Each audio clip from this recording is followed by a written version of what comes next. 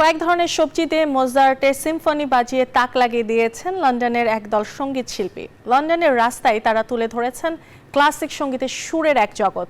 সঙ্গীত পরিবেশনের অভিনব কায়দা নজর কেড়েছে দর্শনার্থীদের।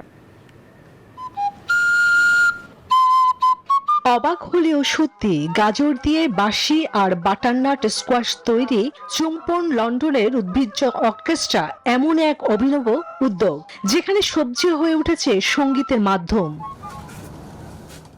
দর্শনার্থীদের অবাক করে দিয়ে লন্ডনের গার্ডসনের ফার্ম শপের সামনে এই ব্যতিক্রমী কনসার্ট বাজলো।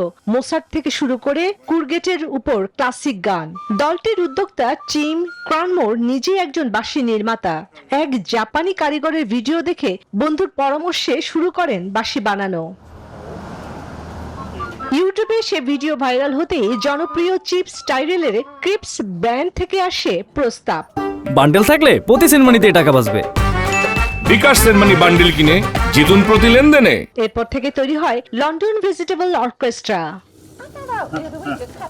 ক্রানমোর জানালেন, গাজরের গঠন এক ধরনের গাছের মতন। সিলিন্ডার আকৃতির শেকড় পাতা থাকায় এর ভেতরে গর্ত করে সঠিক ছিদ্র বসিয়ে 20 মিনিটে তৈরি হয় একটি কার্যকর বাঁশি। এটি নলাকার, মাটিতে জন্মায়। এর শিকড় আছে, এর পাতা আছে এবং গাজর একই রকম। সুতরাং এমন কোনো কারণ নেই যে একটি গাজর একটি গাছের মতোই রেকর্ডার তৈরি করবে না।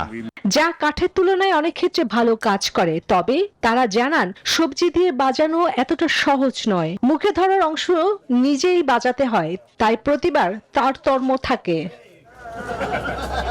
কয়েক মিনিট বাজানোর পরে ক্লান্তি ভর করে। এছাড়া সবজিগুলো কাটা হলে দ্রুত পানি হারিয়ে নরম হয়ে যায়, এজন্য বারবার পানিতে ভিজিয়ে রাখতে হয়।